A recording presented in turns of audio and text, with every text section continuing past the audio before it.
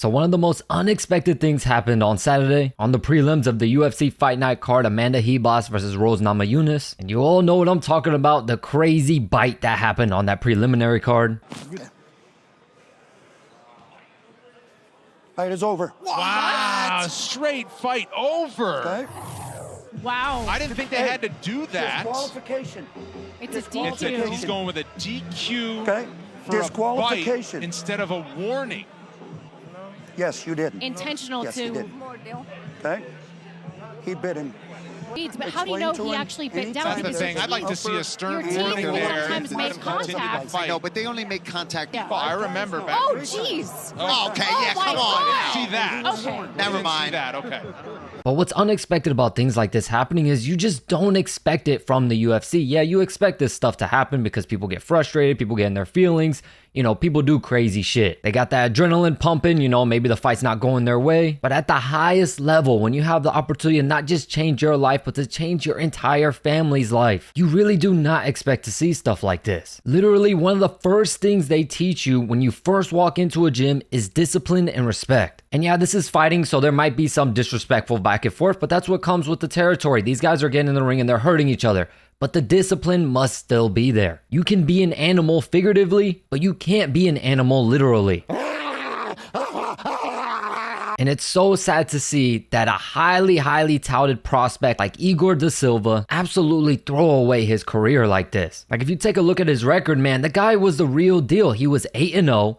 All of his fights were wins by finish. He had 4 knockouts, 4 submissions. So the guy is very well-rounded, definitely deserving of being in the UFC. He crawled his way all the way up, got an opportunity to compete on the Contender Series. He was able to impress Dana White with a second round knockout and ultimately earn himself a contract. And you put in all this work just for in your UFC debut for you to lose your head and damn near take a chunk out of somebody's arm. But what's even sadder is to think like, who is gonna sign this guy? He really did throw his career away because no one is gonna sign him. No big organization. The PFL, they're definitely not going to want to take this guy. And if he wants to go over to One Championship, which is probably the UFC's biggest rival right now, the One Championship is absolutely huge. They're definitely not going to sign him either. There's no way any major fight promotion is going to sign a guy who committed this type of foul. So I really hope he had a good job outside of fighting. Well, now that I think about it, off the top of my head, I know a certain opponent for him.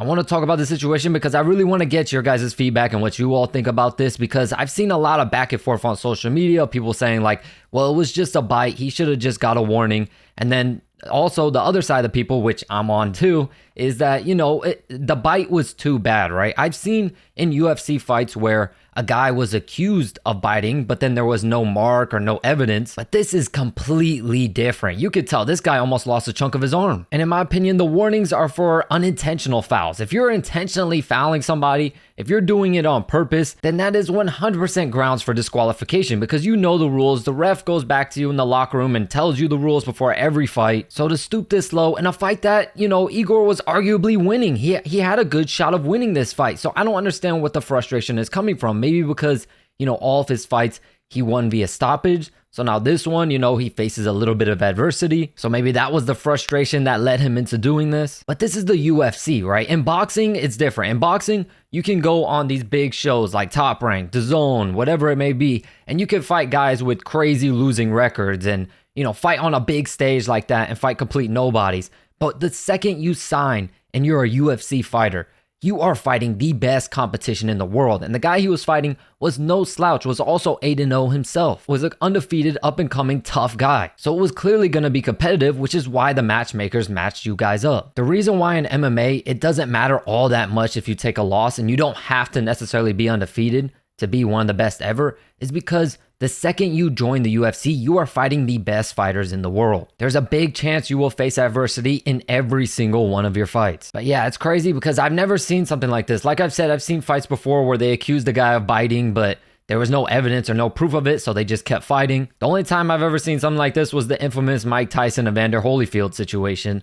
But a lot of people would argue that Evander Holyfield had it coming because, you know, he's notoriously known, all his opponents have said it, he's known for sneaking in a little bit of a headbutt. And you know Mike Tyson, he ain't gonna take that shit. So Mike Tyson decided to retaliate by biting his ear. But of course, when Dana White was asked about this, is what he said. He said the worst thing you can do is bite your opponent. Now you get cut and lose the biggest opportunity of your life. Not to mention he's going to have real problems with the Nevada State Athletic Commission. So Dana White says he's going to have problems with the Nevada State Athletic Commission. So is he probably going to he's probably going to lose his fight check. So that means you probably made the most money you ever have in a single fight in your entire career with your UFC debut. And now you're probably going to get fined to where you have to just give up your paycheck and probably pay even more than that. But the hilarious thing about this all is it seems like Andre Lima is taking the bite very well. He ends up getting the mark tattooed on him, which I'm not sure if I would do that because, you know, having another man's teeth marks tattooed on my arm is a little bit weird to me, but hey, to each their own. It is definitely a moment he will never forget in his UFC debut. And around it, he has a quote from Dana White himself, "I got fucking bit bonus." That is hilarious. But hey, shit, maybe I would have got it tattooed because Dana White shared this on Instagram and he said I was going to give him 25K.